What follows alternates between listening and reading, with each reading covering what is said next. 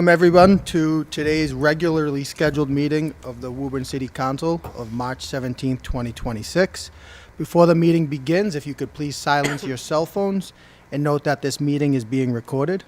If you are able, if you can stand for the Pledge of Allegiance.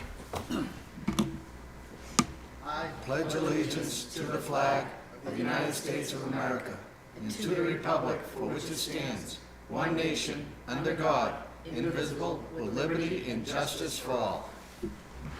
Madam Clerk, if you could call the roll. Councilor Mara? Present. Councilor Demers? Present. Councilor Dillon? Present. Councilor DeMambro? Absent. Councilor Ferrullo? Present. Councilor Mercer Bruin? Present. Councilor Papalato? Present. Councilor Viola? Present. President Toro. Present. Make a motion that we dispense with the reading of the previous meeting's journal and approve. Second. We have a motion and a second. All in favor? Aye. Motion passes. First item on the agenda is under new petitions is the Woburn Host Lions Club for a charity dog walk with request of waiver liability insurance on April 26, 2026. Make a motion the matter be referred to the Committee on Public Safety and License. Second. Motion and second. All in favor? Aye. Motion carries. Next item on the agenda is a petition by Checo Transportation LLC for a new livery license at 19 Mill Terrace. Same action. Second. Motion and a second. All in favor? Aye. Motion carries. Next item on the agenda is NSTAR Electric Company, DBA Eversource Energy, to install approximately 75 feet of conduit in Boston Street and 2 manholes in Presidential Way for service to 17 Presidential Way. Make a motion the matter be referred to public hearing. Second. Motion and a second. All in favor? Aye. Motion carries. Next item on the agenda is a petition by CB Silver for a special permit to allow for the alteration of an existing 2-family non-conforming structure in the Groundwater Protection District at 4345 Church Street. Make a motion that the matter be referred to a public hearing. Second. Motion and a second. All in favor? Aye. Motion carries. First item on the agenda under public hearings is the City of Woburn for a special permit for a skateboard park at the Shamrock Elementary School at 60 Green Street.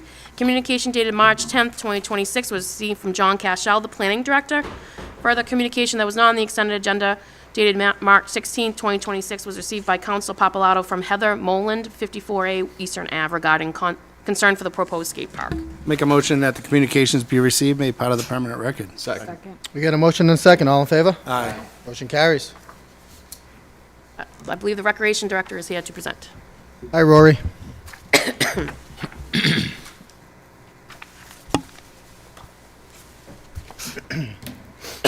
It should reach up top too if you need that. Thank you.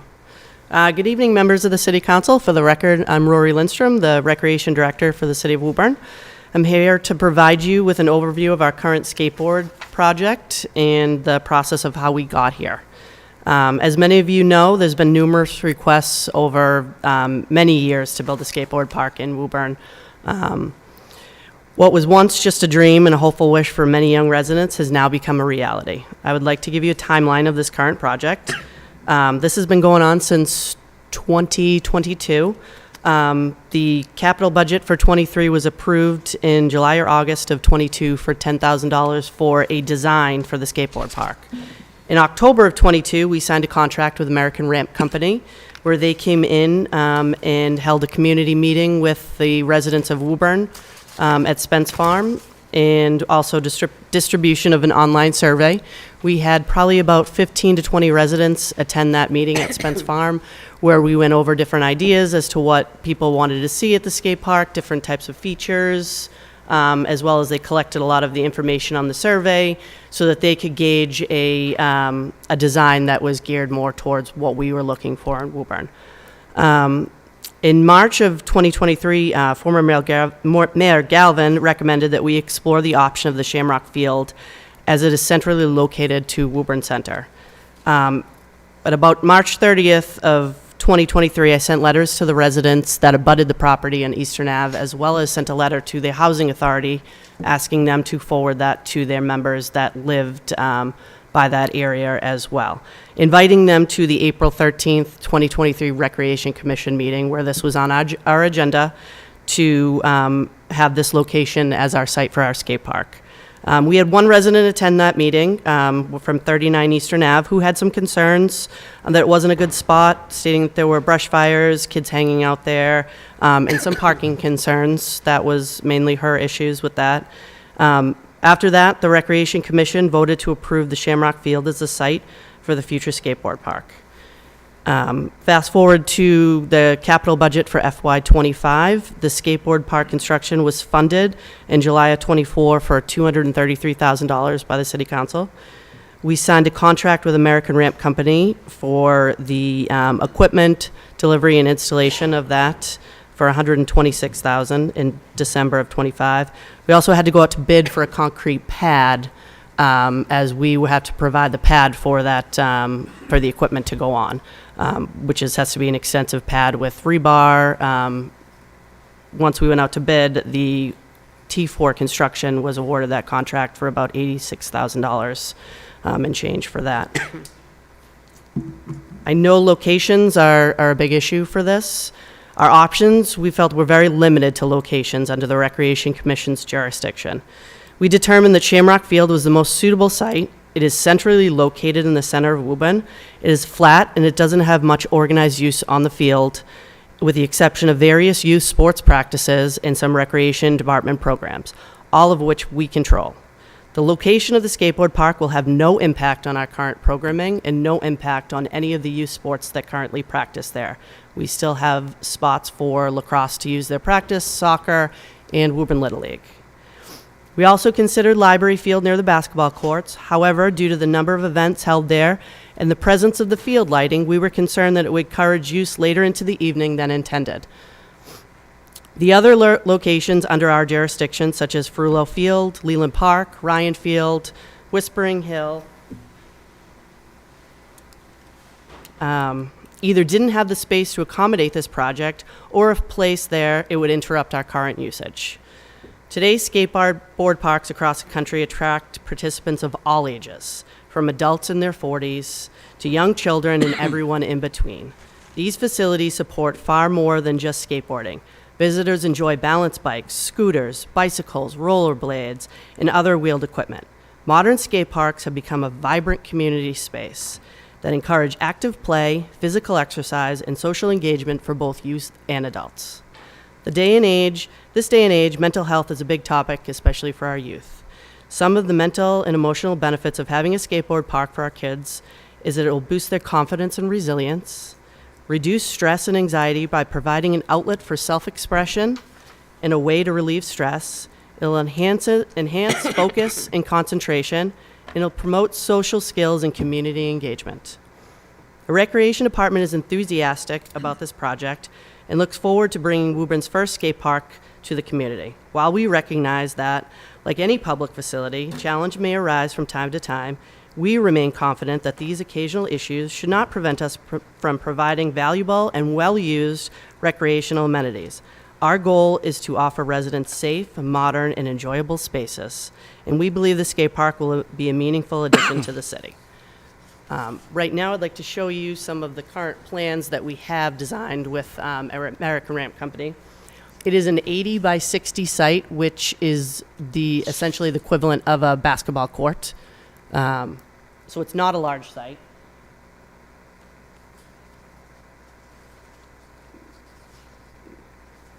Those are the current designs that will be delivered and installed by American Ramp Company. And then this is the proposed location. As you see, there's an existing lacrosse field that we currently use. We use that field currently right now. Woburn Youth Lacrosse uses it in the spring for their extra practices for overflow. Woburn Little League uses it for extra practices. Soccer uses it for extra practices. We use it for our soccer programs and some of our other various programs. Woburn Field Hockey has used it as well. There is still such a large space, and it will not impact any of the current programming that is right there.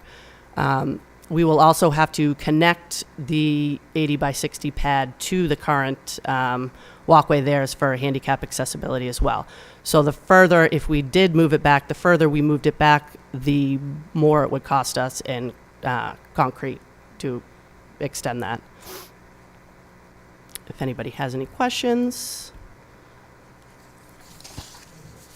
Councilor Mercer-Bruin? I didn't. Oh, but I'm sorry. Since I you thought called you on me, President Toro, you first did. of all, Rory, thank you for the presentation. I know it's been a long time coming. And thank you for your due diligence for all those public meetings that you held. That's the most important part of the process. So I I think there's going to be a lot of young children, and after the picture I just saw from Counselor Dillon, I think you'll see him over there as well on his skateboard. Retired. So, yeah. It sounds like a wonderful idea. I'm sure if there's concerns, whatever concerns there may or may not be currently from some of the neighbors, I'm sure we can all work together on what those are. But I think it's a wonderful idea, and thank you for pushing it through, and for the former Mayor Galvin, his support, and also Mayor Concanon. Council Papalato. Thank you, President Toro. I fully support creating open space, and I think it's much needed. Anything we can do to get youth outside and away from their laptops and their iPads and their phones and everything is a great thing. I also understand that we have concerns of the neighbors. I've heard from a lot of them, and I think we need to make sure that we balance all this to make sure it's in the right location. So I don't have any direct questions for you, but I think there's some neighbors out there that want to speak, and I think that we owe it to all the neighbors there to make sure that we understand the whole landscape of what's happening. Rory, you presented a great situation here, and you put a lot of work into this. We need to have this. We need to have it somewhere in the city. If this is the right spot, great, and if it's not, then we need to look at alternatives. So that's kind of my perspective of it. I'd like to really hear from any of the residents that live in that area and that ward and hear what they have to say. Yeah, absolutely. I'd love to, answer any questions that they may have. And, we also just added a spray park in front there. So we have added some things to that, that area. And there are, when you add new things, there are different, problems that arise. And I'd like to think that my department handles them very well. We have a great police department that handles any issues that come up right away. As well. So I'm very, hopeful that we can work through any problems that might come up. Have you heard from any of the neighbors at this point about some of the logistics there, or is it? I haven't heard from any of the neighbors currently. I've heard from a couple members. I don't believe they're neighbors. I believe their children attend the Shamrock School. That's it. So. Okay. All right, thank you. Councilor Dillon. Thank you, President Toro. How are you tonight, Roy? Very good. It sounds like you've had at least 2 or 3 community meetings for this, right? We held one community meeting back in November of 22. So it was a stalled process a little bit. I left and I was out on maternity leave after that. So, and then there was just a little bit of, not delay on funding, but a little bit of delay on my end to get the concrete pad put out. So that's why it's been a delay in the project. Okay. And looking at the picture, what would you say approximately the closest residence homeowner is to their skate park? Because whether it be pickleball, skate park, that's probably one of the concerns, if there is any. But it looks to me as though it's pretty set back from all the residents. That was our intent. Our intent was to not put it close to the street so that we could be far enough away. If you shift it further down, I believe that's Liberty Ave, if I'm right. If you move down Eastern Ave, you're getting closer towards houses. So that's why we put it in that location. It was the least impactful on that space. Thank you very much. Yep. Thank you, President Toro. Council Viola. President. Good evening, Rory. One question I have is there any thought of putting fencing on the side where it meets the lacrosse fields? That way, that if lacrosse game's going on or soccer, to keep a ball from flying in there?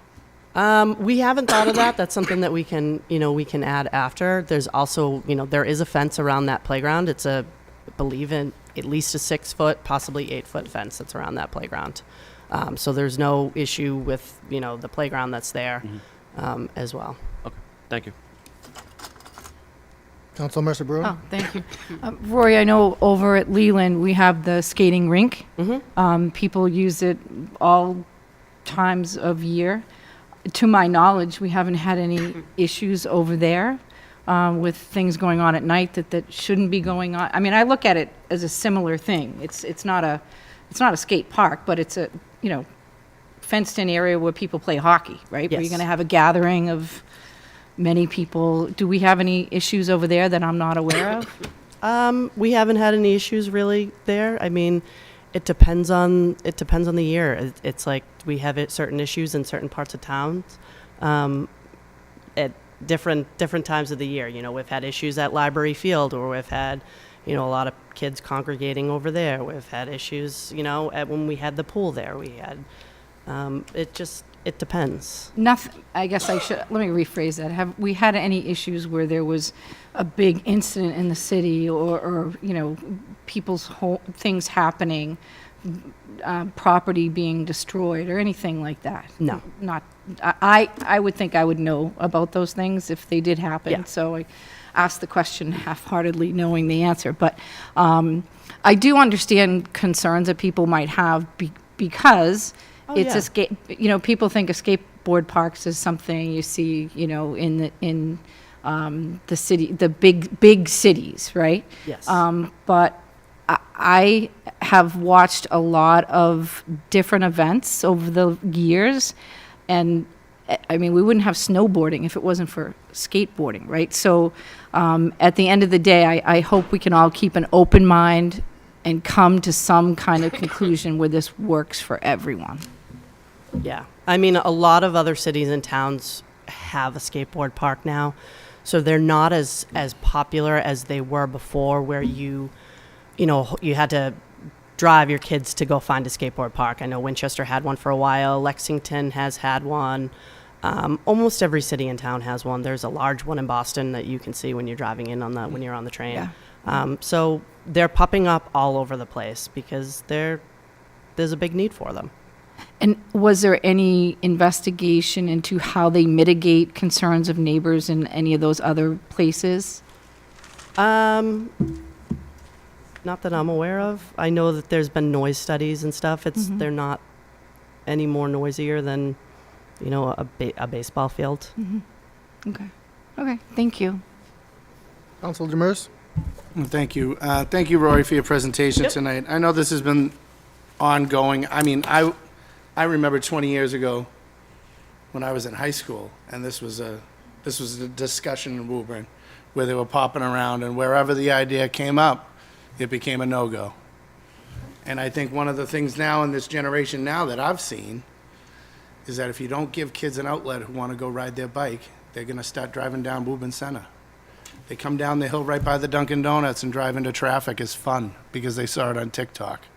These are the things we're dealing with as a society right now, that by finding outlets like this where it's an organized setting, it's a safe and secure site.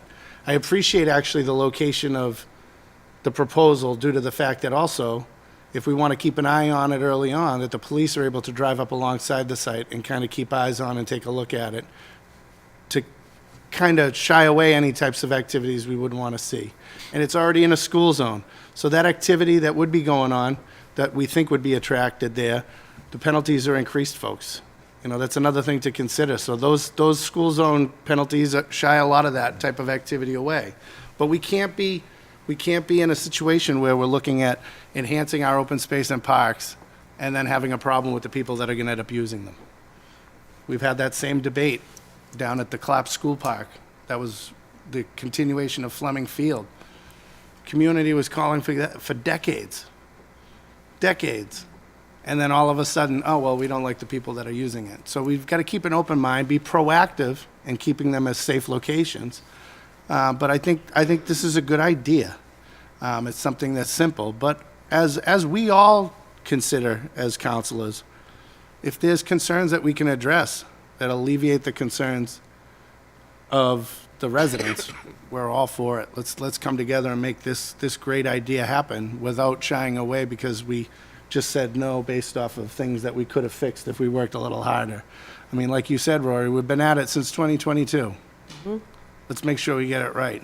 So I appreciate the proposal. I look forward to working, and I look forward to hearing from the neighbors to hear their concerns. But I don't think this is something that's insurmountable. I think we can get to a resolution. Thank you, Mr. President. Thank you very much, Rory. Can we have a motion to open the public hearing? Can I just say one more thing? Oh, I'm sorry. Go ahead, Rory. I know there's a lot of people that, you know, have children that attend the Shamrock School. that there's some concerns that there's going to be use during the day. There's nothing to stop any adult from going and using that field during the day. That field that is out there is under the Recreation Commission's jurisdiction.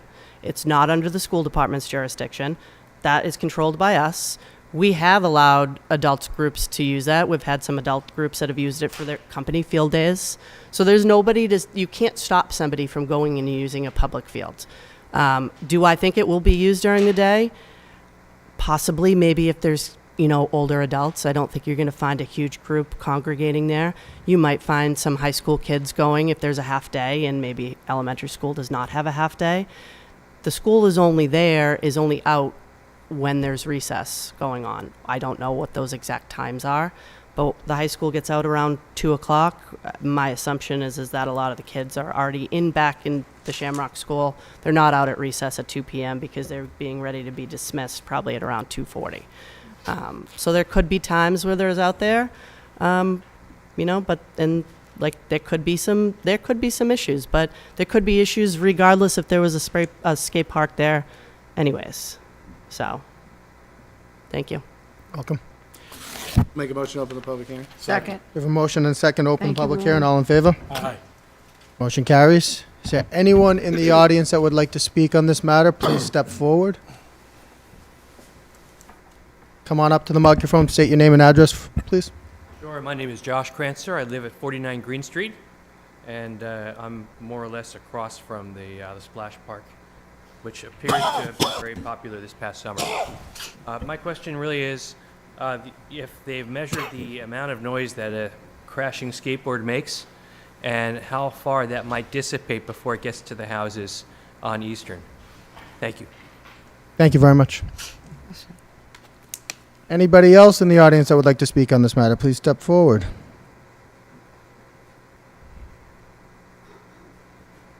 Councilors, hi. For the record, I'm Marie Lingblom. I live at 6 Fulton Street, right across from Josh. Hey, Josh. So, not against a skateboard park. I didn't know about the other meeting. I certainly would have attended.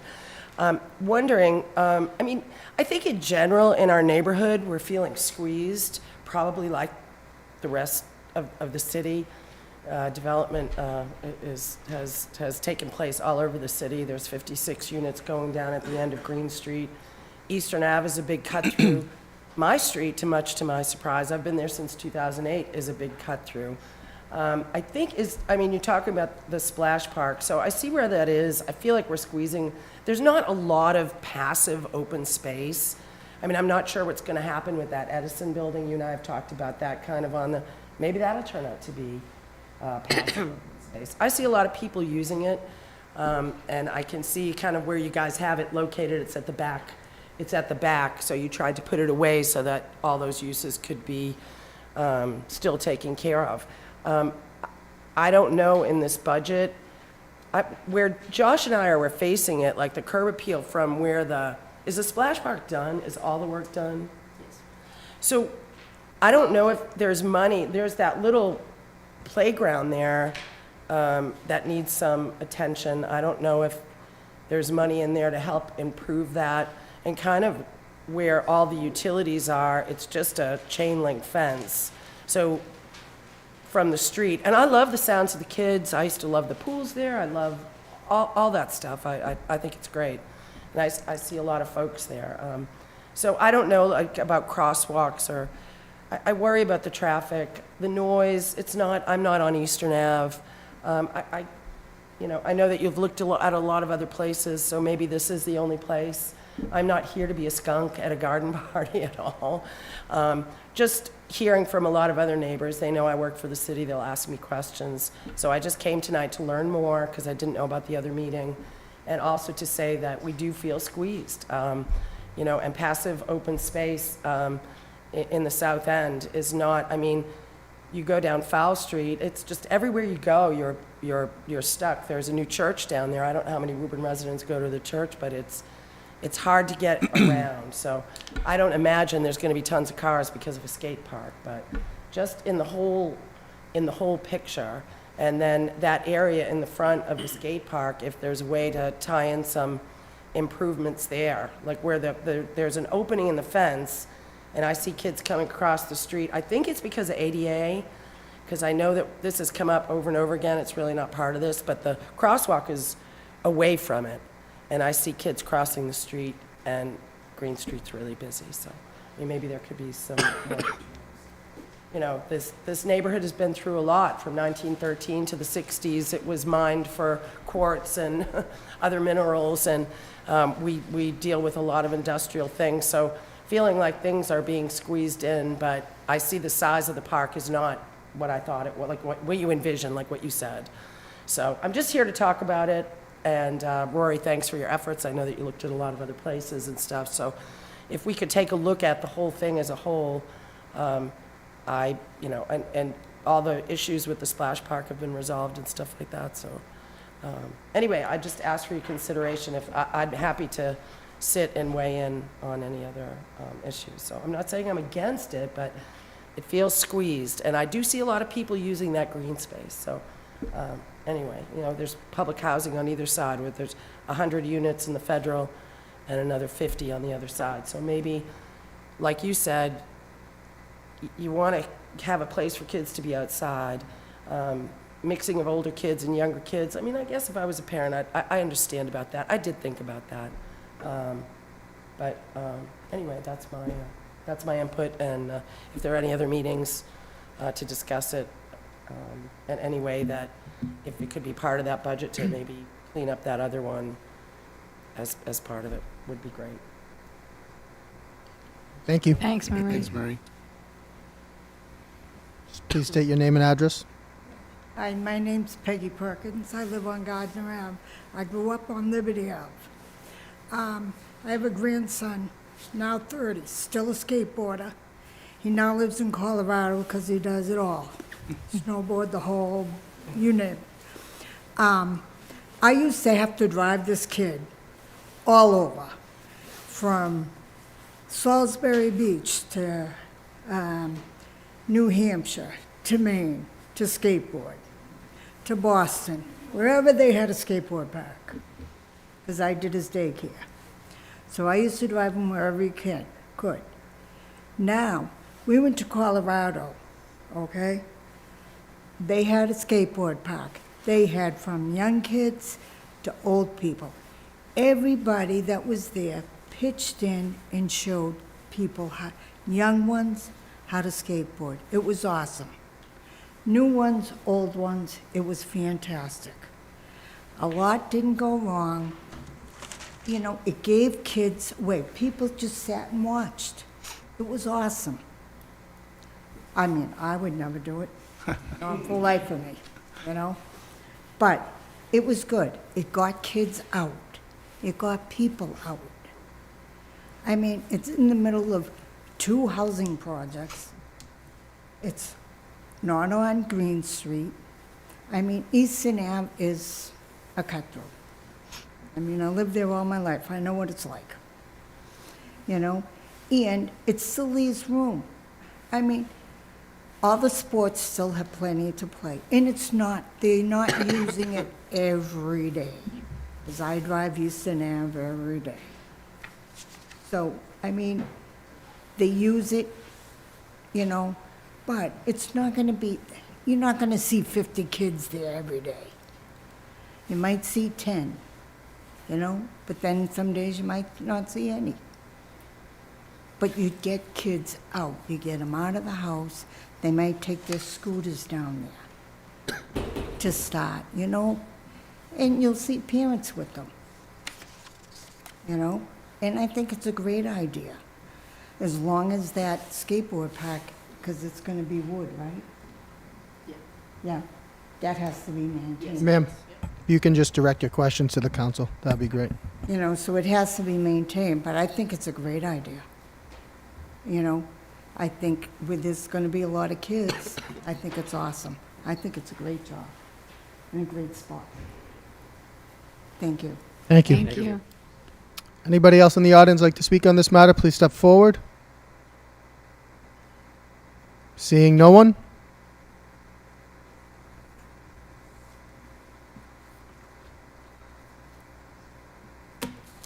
Do we have a motion? So I think, Mr. President, I don't know if it would be prudent if we sent this and just had one committee meeting on it to flesh out any concerns that the residents have, just to do due diligence. I don't know if Councilor Papalato would like to do that. I would, because of the kind of the dichotomy of, all the work that's been done and what the neighbors have been, I would like to see this pushed into committee and give it a chance to, if more neighbors want to come out and speak on the topic or not, that's kind of be my recommendation here. I'll make a motion that we continue the public hearing to the meeting of April 7th and send the matter off to the Special Permits Committee for further discussion. Second. We have a motion and a second. All in favor? Aye. Motion carries. Next item on the agenda is the petition by NSTAR Electric Company for grant of location to install approximately 58 feet of conduit and one manhole west of Harlow Court and Main Street. The communication dated March 16, 2026, was received from Jackie Duffy, the right-of-way agent, requesting a continuance. Do you want to? One question, one clarification for the audience, just so everyone knows what just happened with the skateboard park. So that was continued to our regular scheduled meeting, April 7th. In the meantime, we will have a discussion on this matter in committee, which will be posted on the city website. So feel free to attend either meeting, either the committee meeting when that is scheduled and the public hearing, which was continued to April 7th. Thank you. Make a motion that we receive the communication and make them part of the permanent record relative to NSTAR. Second. Motion and a second. All in favor? Aye. Motion carries. Make a motion that the public hearing be open. Second. We have a motion and a second. Open the public hearing. All in favor? Aye. Motion carries. Anyone here in the public that would like to speak on this matter, please step forward. Seeing no one. Make a motion that the public hearing be continued to the regular meeting of the City Council on April 7th. We Second. have a motion and a second to continue the public hearing. All in favor? Aye. Motion carries. Next item on the agenda is a petition by NSTAR Electric Company for grant of location to install approximately 50 feet of conduit and one new manhole west of Campbell Street and Main Street. Again, a communication dated March 16, 2026 was received from Jackie Duffy, the right-of-way agent, requesting a continuance. Make a motion that the communication be received, made part of the permanent record. Second. Motion and a second. All in favor? Aye. Motion carries. Make a motion to open the public hearing. Second. We have a motion and a second to open the public hearing. All in favor? Aye. Motion carries. Is there anyone in the audience that would like to speak on this matter? Please step forward. Seeing no one. Make a motion that the matter be continued to the April 7th meeting. Second. We have a motion and a second to continue this to April 7th. All in favor? Aye. Motion carries. Next item on the agenda we have is the public hearing on 20 Franklin Street Trust for a special permit to raise a pre-existing non-conforming three-family structure damaged by fire to construct a new three-family dwelling in the groundwater protection district at 20 Franklin Street. Communication, Attorney James Giuliano submitted several documents, including a drainage summary, plans, as well as a proposed site plan, and those are the communications. Make a motion that the communications be received, made part of the permanent record. Second. Motion and a second. All in favor? Aye. Motion carries. Attorney Giuliano. Good morning, Mr. President. Good morning. Good afternoon, Mr. President. Councilors, for the record, Attorney James Giuliano, Giuliano Law Group, 607 Main Street, here in Woburn. It's been a long day, as you can tell, but with me here is my client, Kevin Childs, and Vin Brown, who are from 20 Franklin Street Realty Trust.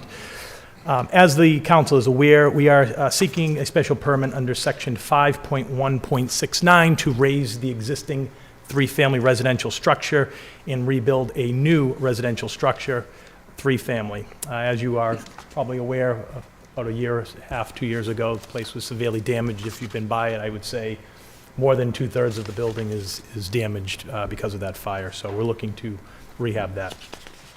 In addition, because the property is in the groundwater protection district and we are over just about 2,600 square feet of impervious area, we are also seeking a special permit pursuant to section 15 as well. Just a little history about the zoning district and the property. The property is located, as you know, in the R2 zoning district. It contains a rather large parcel for the R2 zoning district, 18,000 square feet, and roughly about 125 feet of frontage. As I mentioned, in 2024, the property sustained a significant fire, leaving the structure severely damaged. As of this day, nothing has been done. My client did purchase the property a few months ago, back in November of 2025. Obviously, his intention, being here tonight, is to get rid of that property and to put something nice and aesthetically pleasing for the neighborhood and get rid of that building that wasn't touched because of that fire a few years back. Currently, the property, if you've been by it again, it is consisting of a three-family structure that is approximately 15 feet in front of Franklin Street for frontage. Has a deteriorated two-car garage that is sitting 12 feet from the property line in a dilapidated rear structure, almost looking like a covered deck. Some people have called it a tiki bar, but regardless of what you call it, it is severely dilapidated in an above-ground swimming pool. So my client is proposing to tear all those structures down and create just one three-family townhome. Again, as the council may recall, the earlier plans we submitted with the original application have changed significantly. We were in front of the Board of Appeals about a month ago. Neighbors came out from the abutting properties, and we listened. We had some discussions with them. We have been in touch with them via email all through the whole process, and as a result, we have withdrawn that variance application, and we are moving forward with the special permit with the revised plans I have submitted in front of you, which decrease the footprint and do not necessitate a variance for that rear setback. That rear setback, as you can see, that little 37-foot jog or so, that kind of is considered a rear setback. That was all because of a land swap, or actually I shouldn't even say a land swap. It was a parcel purchased by the abutting neighbor to the left that you may hear from tonight, who purchased about a 4,000 square foot parcel, which caused that unique lot shape, creating a hardship for us in that case, because now where we would have had a side setback, that created a rear setback. So that kind of started this whole thing from back a couple of years ago. So again, the revised plans, what we did, we pulled the unit back, sort of shrinking it. So we are 30 feet from the irregular rear lot line. Fully eliminates the need for any variance relief. Still improves the condition. We'll get into that in a little bit, but it complies with all rear setbacks, all side setbacks, and we're also alleviating and making the front setback better. We're pushing it back about 3 feet. Obviously, we would have done more, but now you're going into that rear setback, so there was sort of a giving and taking for that one.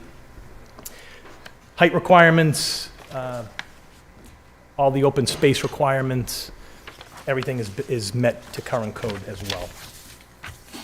So for a little context, the current structure sits, as it is, 36 feet from that same rear lot line. So as you can see, that structure that sits, it only has about 6 feet of wiggle room. So you can see we had a lot to work with to try to meet that 30 feet setback with the new structure. The footprint of the existing structures in total on the lot add up to 4,100 square feet. Our proposed building will be approximately 4,500 square feet. That's about a little less than 5, I think it's 5% of an increase on an 18,000 square foot lot. So you can see that it is relatively insignificant based on what we're proposed to be doing. Relating to the groundwater protection district and the drainage improvements, I mentioned before that under section 15, anything that is 15% of impervious area of the lot or 2,500 square feet, whichever is greater, triggers a special permit. In this case, our greater is 2669, so a special permit is required.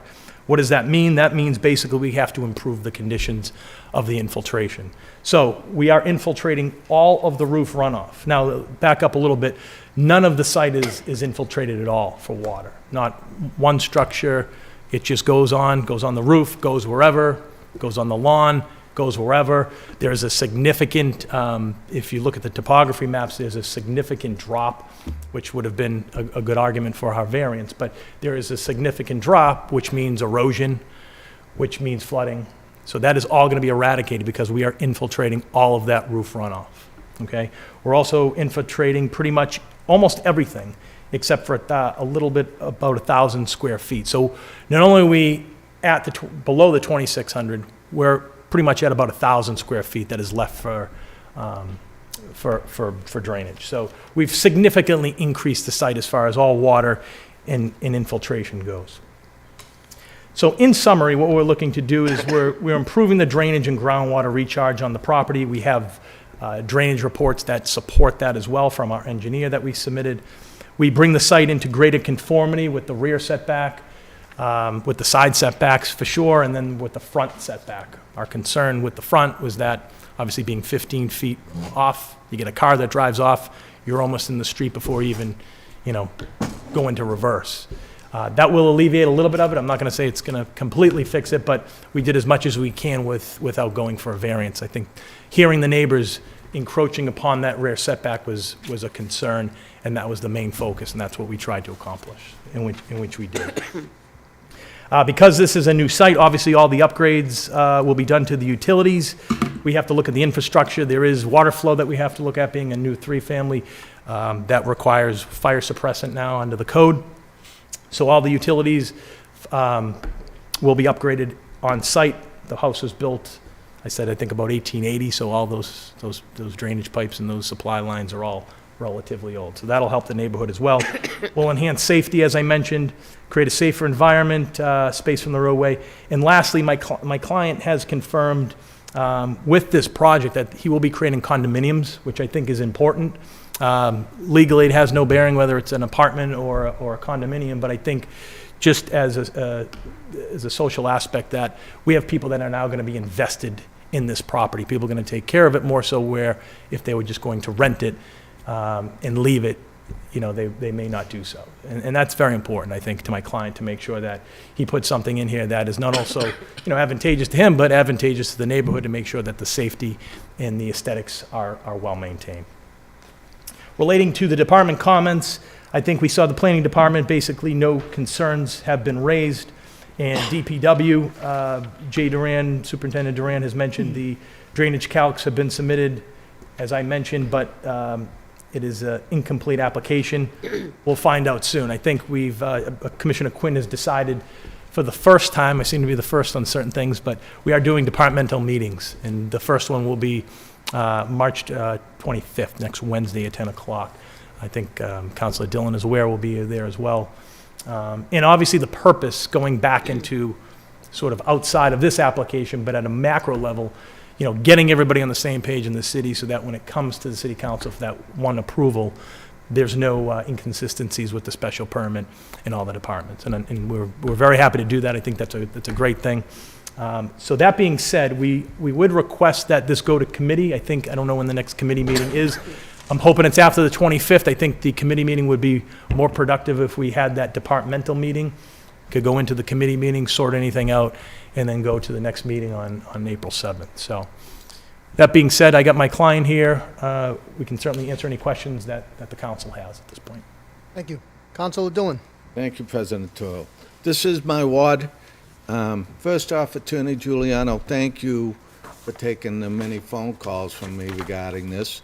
And I know that you've been talking to a lot of the neighbors, trying to feel out what their concerns are and make sure that they're being addressed. As we all know, communication is everything. And in this particular case, I think we've done a good job trying to make sure everyone knows what's going on and has the updated information. So with that said, a couple questions. Particularly what you just mentioned at the end, the condominiums. We all, well, I should say, not maybe we all, but I feel strongly condominiums versus rentals, the folks have more of a long-term feeling for the property. They have more vested in the property, so I like that idea.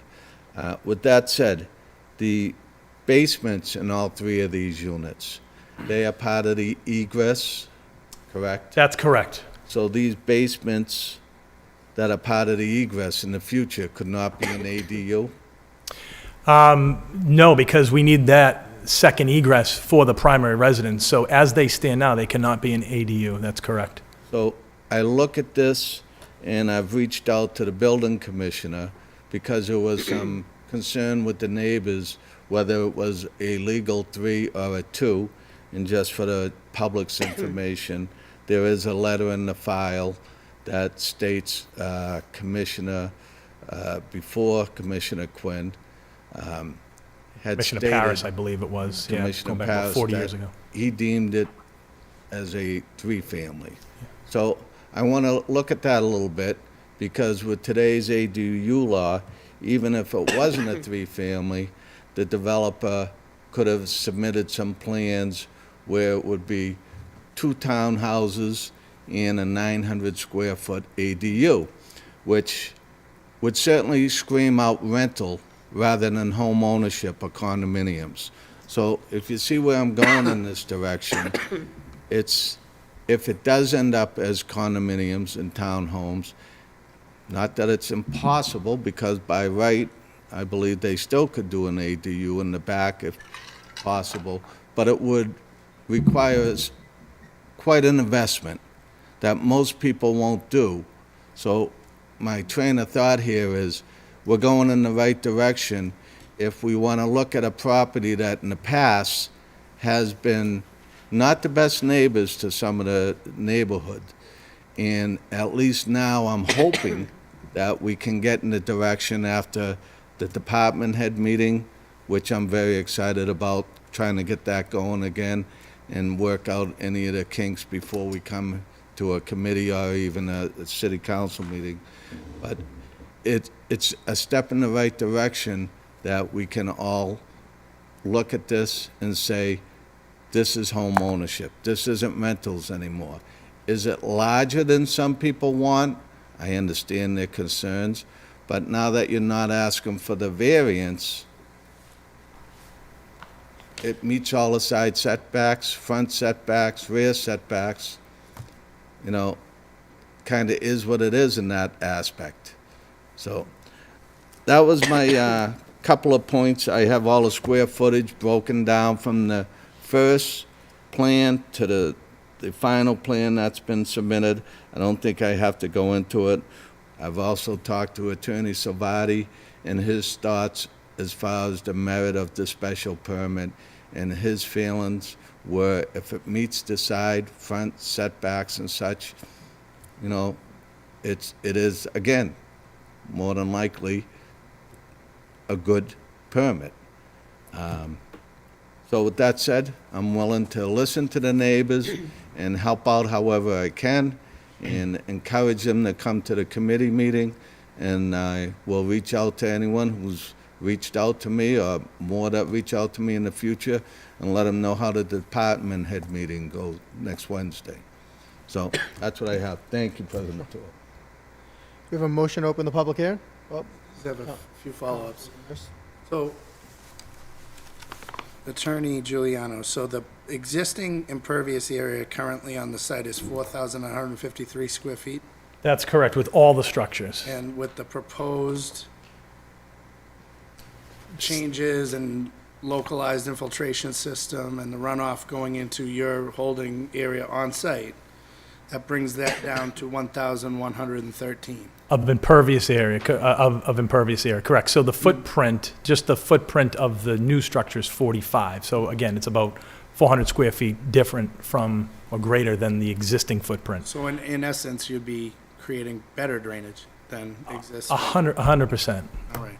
There is no drainage on site now. The other question that I'd give as a hypothetical, if somebody wanted to come in and build a one-family home on that site with the same footprint heights, side setbacks, rear setbacks, front setbacks that they wanted right now, same size, could they do it by law? Same size? Absolutely, yeah. Yeah. It's not the, I know, we had previous discussions. Yeah. You know, it's unfortunate nowadays that single-family homes aren't making people money. Only the existing ones are. Nobody's building single-family homes on a site like this. And they're looking for 2 or 3 family homes to go in where they're legally allowed to be built. So I wanted people to understand that, somebody who is wealthy could come to that site, buy it, and build something as big as what is being proposed as a single family. It doesn't really matter the amount of units. It can be done legally. Yeah. And just, Mr. President, if I may just add to that. So, and it's not like we're trying to stretch another, like, there's a three-family that's legally there now. It's non-conforming, but it's legally there. We're just looking to take that down and replace it. That's all we're looking to do, so. I just wanted that to be a consideration as we went forward. Yep. Make a motion to open the public hearing if nobody else has. Second. We have a motion and a second to open the public hearing. All in favor? Aye. Motion carries. Is anybody here in the audience that would like to speak on this matter, please step forward. Ma'am, just state your name and address and just be sure to speak into the microphone, please.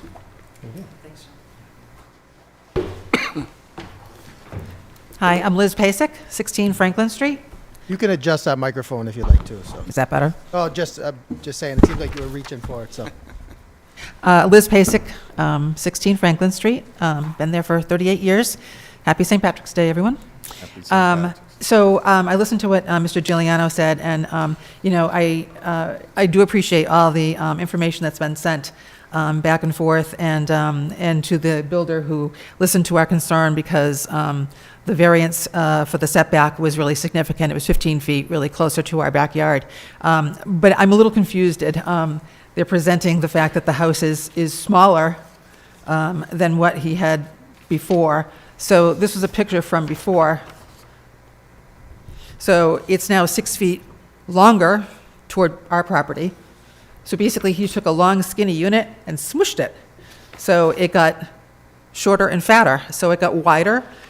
And I actually was looking at the numbers that he used for the groundwater protection compliance. And if you compare the actual building, proposed building, from the first plan to the second plan, this most recent plan actually increased by 84 square feet. So yes, he did get rid of the setback variance, but the house got bigger and it got closer to our property.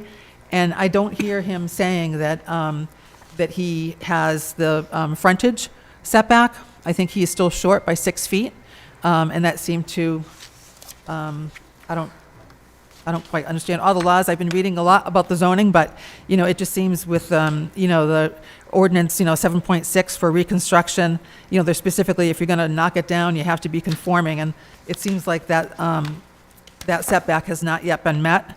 And 6 feet, if you know Franklin Street, 6 feet is a lot, like you say. We're a narrow, old street. The other thing, I guess, that really bothers me is the original house, old. It's so old, it has to go to the Historical Commission before they can knock it down. I mean, it's old. That initial house was only 1,500 square feet. Those units were teeny. That basement unit was maybe 400 square feet. What they're proposing is a 7,500 square foot living space. These are big, really big. 9 bedrooms total, 3 bathrooms each, so that's 9 bathrooms. You keep doing the math. This is a big project.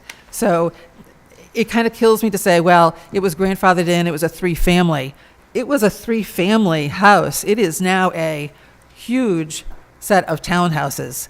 I really am surprised. I'd like the committee to really look at that carefully, especially with the setback, because, trying to maintain a sidewalk as well, and snow removal, and as the street gets narrow in the winter, that setback is going to be important, I think, that 6 feet.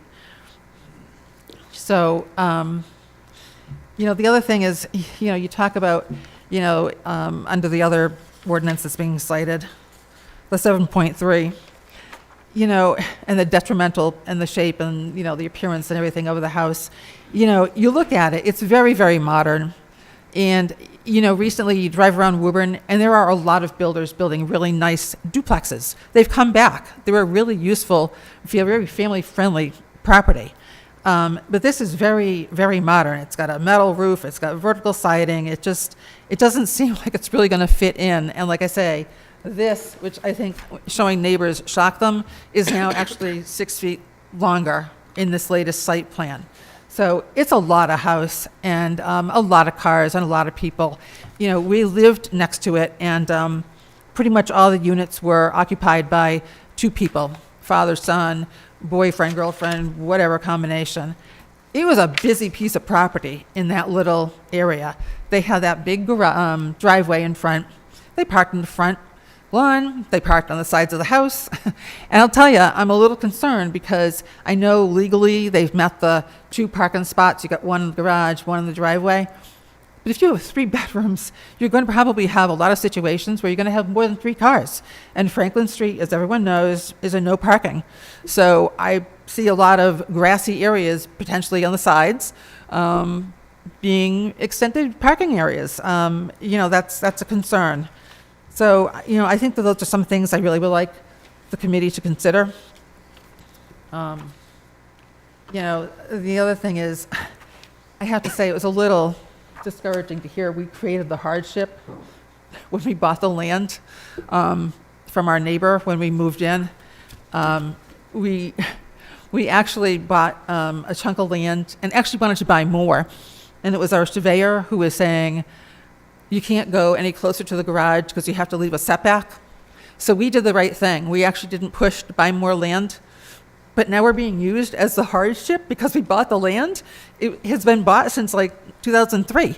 It's not like a new hardship. He knew the land, shape and plot size when he bought it. So that's kind of a low blow that we created the hardship. And the other thing I think my husband's going to talk to a little bit, or is he? About the erosion issue that we've been talking about. Again, we have a great drainage system for the house. Our property abuts. We have a big retaining wall. We actually put a lower retaining wall in with the prior owner's knowledge because it's alongside the garage, and it's low, maybe like 4 feet. But the runoff from Franklin Street was just totally washing out that dirt. So the proposal knocks down the garage. So this wall is tied into the garage, first of all, and then about half the garage will be there before the house starts. That's going to need some kind of retaining wall, drainage system, whatever, and that still has not been addressed, and we've been bringing it up. That is a concern for us. So I'd like the committee to kind of look at all those things as well. Thank you so much. Thank you. Thank you. Thank you. Anybody else in the audience like to speak on this matter? Please step forward.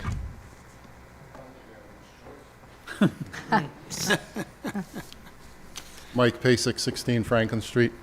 To my wife's last comments, the one thing I was a little bit discouraged about, I understand weather has taken a toll, but the second set of plot plans came out again and did not reference or document the existing retaining wall that goes at least 12 feet onto the, Mr. Charles' property. And speaking to the elevation difference between street level and probably the back of the yard, I think street level, not even street level, living level for the proposed property is like 100 or 101 feet above Boston reference. The backyard is about 90 feet above Boston reference. We get about an 11-foot drop.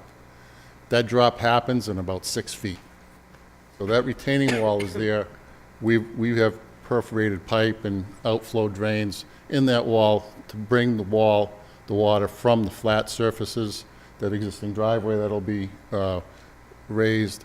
But over the years, with successive paving projects, the crown of the road of Franklin Street is now higher than our flat surfaces. Previous administration under Mayor Galvin was very nice. We worked with him in the DPW. We installed a new storm drain directly in front of our front steps to alleviate that, because most of Franklin Street was emptying down Scott and Paula Curry's side, 14 Franklin Street, down their driveway and into our backyard.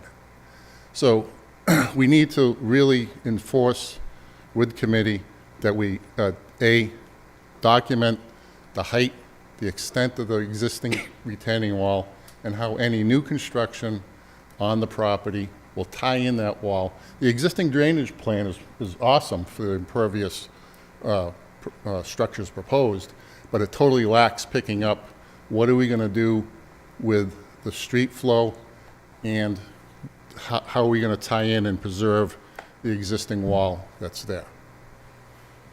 That's all I have to say. Oh, and yes, it's really big. Thanks, Mike. Thank you. Would anybody else in the audience like to speak on this matter? If so, please step forward.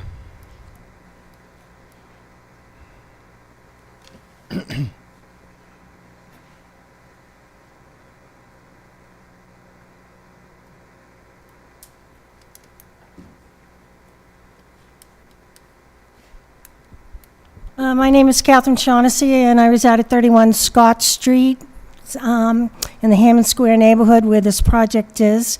And happy St. Patrick's Day to everybody. Happy St. Patrick's Day. I can't imagine me wanting to be anywhere else but here on St. Patrick's Day. On this particular project, I also looked at the new plans, and I see pretty much what my neighbors see. It's still huge. It's 5 times bigger than what we have there already. I mean, it's huge. And it does not conform to the character of the neighborhood. And that is a real thing. That is in the code. So that's important. It's an old neighborhood. I was a paper girl at Moore and Parker's back in the day, and I delivered papers to that house. And back then, it was a single-family home. I'm sure you've all been through it or by it before the hearing. I kind of take umbrage to the fact that we keep calling it a 3-family, and so therefore we can build another 3-family. I take issue with that. It was used as a 3-family, but I wouldn't characterize it that way. And I think a letter from a former building commissioner to a former mayor who's no longer with us doesn't make it a legal 3-family. So that's just a point of contention, I think. But the main thing is I believe that this gentleman will do nice work, and we're hoping it will improve it. But it's just way too big. And who's to say if somebody buys one of those condos that they don't turn around and rent it out? I looked at the garage. Doesn't look to me like, yeah, you can get one car in there and then one car in the driveway. The cars are going to be on the street. And we have a real problem in this neighborhood with cars on the street. There's supposed to be 2-way streets, but 2 cars cannot go down the street or up the street at the same time. You've got to zigzag up and down these streets. And you have to hope that there's a place where you can zig because there are so many cars parked. I recently had to back down Chestnut Street because there was cars parked on both sides, because there was an emergency vehicle coming down. And I had to back down onto Main Street. That's a pretty scary thing. So that's all through our neighborhood. I have to go, if I want to go to Wynn Street, I have 2 options. I go down to Chestnut, to Middlesex, to Wynn, and that's treacherous coming around the corner because they park on both sides of the street. Or I can go down Flag, where there's so many cars that I have to inch out because the line of sight is blocked, and to go to Flag, to Franklin, to Wynn. So it's a very tight, congested neighborhood. It's loaded with boarding houses, people renting rooms. And with so many apartments going up in the city of Woburn, it's like, why do they have to be jammed in this little congested neighborhood? So we want to work constructively with the person who purchased the property. And he has a right to build on his property. Nobody disputes that.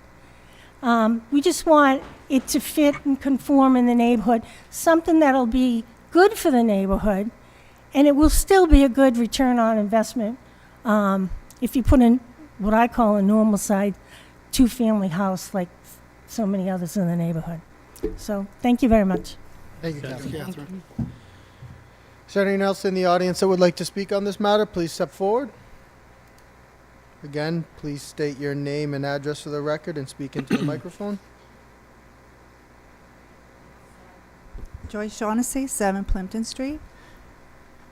So I've lived in the neighborhood for about 30 years, and like Catherine was saying, all of the property around us is expanding with and that means more cars. And I can't tell you how many times during a snowstorm or during an emergency, the cops have had to come and knock on doors and have them remove their cars. I walk down that street like every day with my dog, and it's a nice neighborhood. And there's not much sidewalk there, and I say hi to all the neighbors. We stop and we say hi to Sydney. And I'm just thinking about 9 bedrooms with 3 cars each. Where are they going to go? I mean, that little place, I knew Lee who lived there. She used to have tiki parties, and we used to go. To say that, yeah, it was a 3-family, but it was very small. And it was unfortunate the way the fire happened. She told me there was drug use there, and I'm glad that it's being, used for a good purpose and everything. But I just don't see how it conforms to the neighborhood, especially with all of the other units now being converted around us. I just feel like we're being swallowed up. And the traffic, and I'm very grateful for the park now on Plimpton Street. We have some open space, and I feel like we're finally making some way. But I feel like this is like stepping us back. And I don't think there's anything wrong with a nice 2-family either that conforms with that neighborhood. So, thank you. Thank you. Is there anybody else in the audience that would like to speak on this matter? Please step forward. Seeing no one. Make a motion that we continue the hearing to the regular meeting of the council on April 7th and refer this off to special permits. Second. We have a motion and a second. All in favor? Aye. Motion carries. Thank you. Thank you very much, Attorney Giuliano. And, Mr. President, do we have a date for the committee meeting yet, or is that, no, okay, I'll follow up. Well, you said, Probably the, It's 2 Mondays. yeah, probably the 30th. yeah, because you have a meeting on Is it Wednesday, special right? So we permits? should wait till after that. Special So permits. after, yeah, on the 30th. Perfect, all right, thank you. Thank you, everyone. Thank you.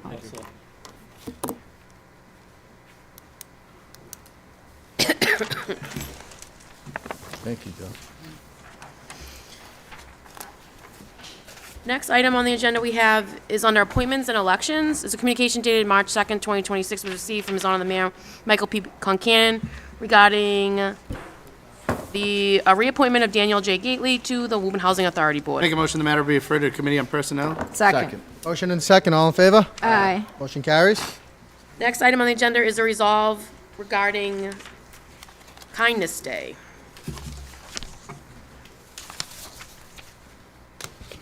Madam Clerk, would you like me to read that? Are you going to read it in the record, or do we just? Yeah, we can read it into the record, sure. All right. Whereas the Woburn City Council is proud to serve a community that cares about each other and recognizes that acts of kindness positively impact those giving the kindness, those receiving it, and those witnessing it happen. And whereas research shows that those benefits enhance our happiness, can improve our physical well-being, reduce stress, and bring people together. And whereas on March 18th, 2026, the City of Woburn will celebrate its 3rd annual Kindness Day with a full schedule of events happening across the city. And in doing so, we elevate awareness for participating service organizations in our community. And whereas the mission of Kindness Day is to inspire acts of kindness that bring people together, now, therefore, be it resolved that the City Council of the City of Woburn encourages all residents and visitors to the City of Woburn to help make kindness contagious by participating in Kindness Day. Signed by all the members of the City Council. Make a motion that the resolve be adopted. Second. We have a motion and a second that the resolve be adopted. All in favor? Aye. Motion carries. Motion to adjourn. Oh, before we- I'll withdraw. Thank you. Just before we adjourn, a couple quick things. First off, happy birthday, Councilor Papalato. Thank you very much. Happy St. Patrick's. Unnecessary, but thank you. Happy St. Patrick's Day to everyone in the city of Woburn.